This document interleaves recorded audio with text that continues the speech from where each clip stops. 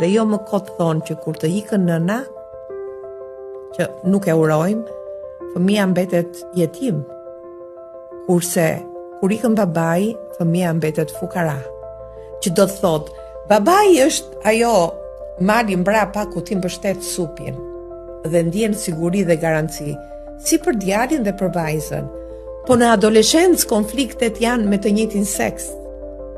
Mamaja është ajo që nuk pëlqehet nga vajza, ai pëlqehet shumë, po e ka kontraditën, sepse po rritet, sepse po shkëputet nga modeli i mamit, do të bëhet modeli identitetit të saj, dhe djali është ai që nuk pëlqehet nga babi, se ky s'merr vesh, sa mbrapa është ky, se dhe ai do të shkëputet.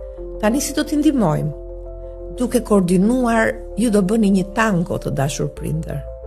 Nuk do mërziteni dhe nuk do t'ja ngrini zërin njëri tjetrit. Në adoleshencë